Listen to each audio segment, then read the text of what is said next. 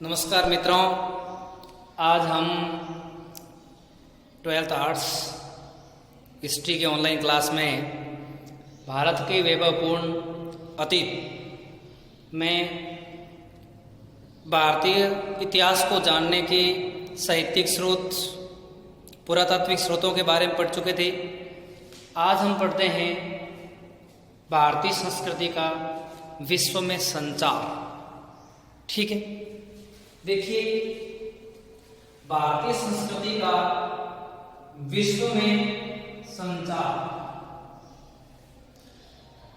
मैंने पहले भी आपको बताया हुआ है कि भारतीय संस्कृति उस वटवृक्ष रूप में मानी गई है जिसकी शाखाएं अंतरिक्ष तक, उसकी जड़ें पाताल लोक तक पहुंची हुई। इसी कारण से वैदिक काल से लेकर के आज तक भारतीय संस्कृति अपने अक्षुण रूप में चली आ रही है।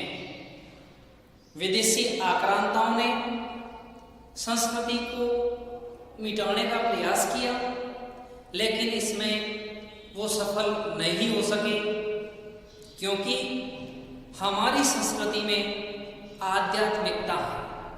आज हम इन्हीं बातों के बारे में अध्ययन करने जाते हैं। जैसा भारतीय संस्कृति एक विश्व स्तर की संस्कृति मानी जाती है, आज हर कोई भारतीय संस्कृति का अनुसरण करना चाहते हैं। कवि के शब्दों में आपने सुना होगा, हम वही जिसने समंदर की लहर पर बांध साधा। मर्यादा पुरुषोत्तम भगवान रामचंद्र जी, जिनके काल में नल नील नामक दो वानर, जिनको अपन कह सकते हैं आधुनिक इंजीनियर, और उनके द्वारा श्रीलंका तक जाने के लिए, सिंह द्वीप तक जाने के लिए जो राम सेतु बनाया गया था, नासा ने अपने सैटेलाइट से आज भी ये प्रमाणित किया कि यह जो अवशेष हैं पाक जल डमरू के बीच, भारत के दक्षिण कोने से लेकर श्रीलंका तक, ये प्रभु रामचंद्र जी के काल में बना हुआ राम सेतु का अवशेष। हम इससे मान सकते हैं कि भारतीय संस्कृति प्राचीनता के साथ, आध्यात्मिकता के समन्वय के साथ निरंतर रूप से चली आ रही है।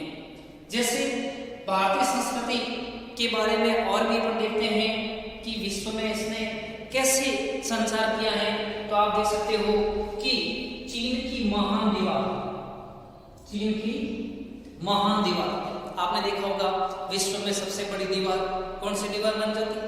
चीन की। चीन की महान दीवार के दरवाजे पर लिखा हुआ है, यक्षों द्वारा परमात्मा हमारी रक्षा करे। आपने इस सेंटेंस को सुनते ही समझ गए होंगे कि ये देवता, परमात्मा, यक्ष, गंधर्व, ये हमारी संस्कृति से जुड़े हुए हैं। और ये पंक्ति पढ़ते ही हमें ये महसूस होता है कि भारतीय संस्कृति का वहां तक प्रभाव देखने को मिलता है। आज हम विश्व में कोने कोने में देखते हैं जैन धर्म के मंदिर, बौद्ध धर्म के मंदिर व उपासक, हिंदू धर्म के मंदिर व उपासक हर जगह हमें प्राप्त होते हैं, जो ये दर्शाता है कि भारतीय संस्कृति विश्व में श्रेष्ठतम संस्कृतियों में आती है। हर कोई इससे जुड़ना चाहता है। रामकृष्ण मिशन परमहंस जी के नाम पर स्थित वेलूर में जो संस्थान है, आज भी वहां पर आध्यात्मिकता का सहारा लेते हुए हमें कई लोग वहां पर प्राप्त होंगे, या कई विदेशी लोग वहां पर आध्यात्मिकता की प्राप्ति के लिए आज भी वहां पर है वो आते हैं। प्रभु रामचंद्र जी के काल से लेकर के आज तक जो हमारी संस्कृति के तत्व हैं, वे निर्बाध रूप से चले आ रहे हैं। अब देखिए, भारतीय संस्कृति को केवल हम ही महान नहीं मानते, बल्कि पूरा विश्व मानता है।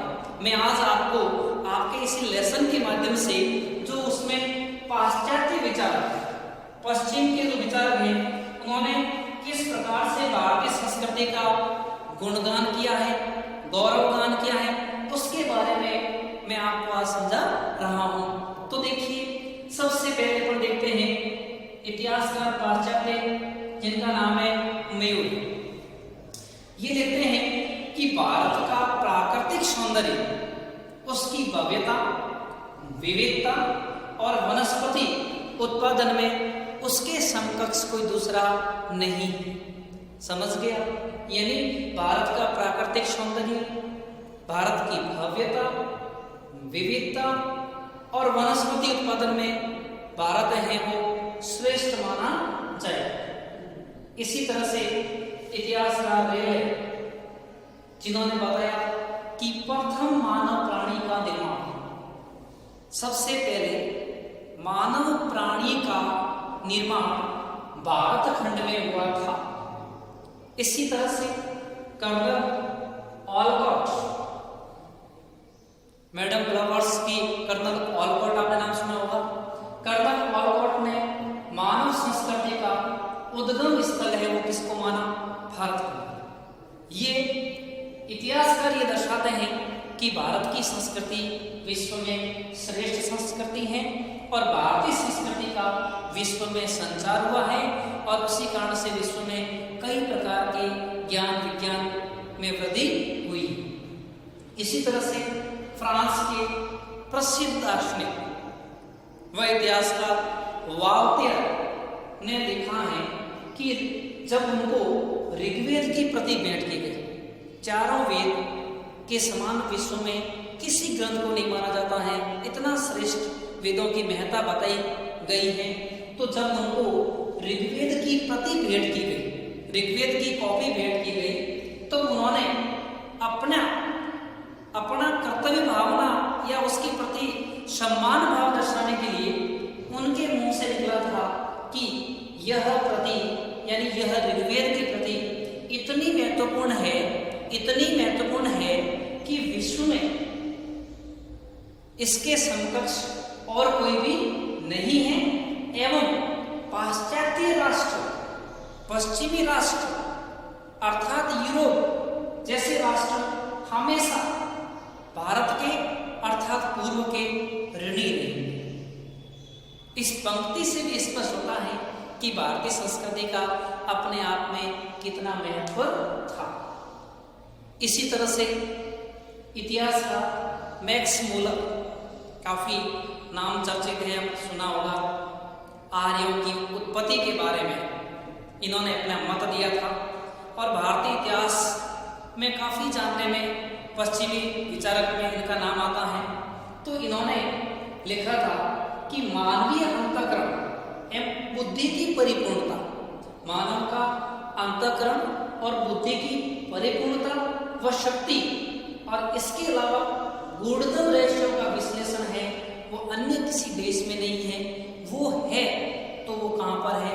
भारतवर्ष में, जम्बू द्वीप में, आर्यावर्त में।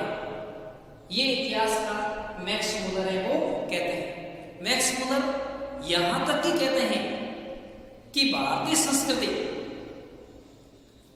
आज भी हमें विश्व में कोने कोने में देख सकते हैं। जैसे आपकी बुक्स में उन्होंने एग्जाम्पल भी दिया है कि पेरू देश, हमारे भी यहाँ नाम मिलता है।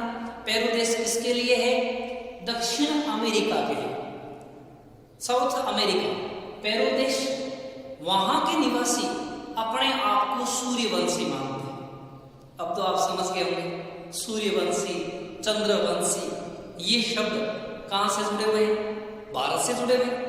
जब पेरू देश के दक्षिण अमेरिका के निवासी अपने आप को सूर्यवंशी मानते हैं, आज भी वहां पर विजयादशमी के अवसर पर त्योहार मनाया जाता है। सीता, प्रभु राम, माता जानकी का जन्मोत्सव मनाया जाता है, जो ये दर्शाता है कि भारतीय संस्कृति का विश्व में संचार है वो हुआ है।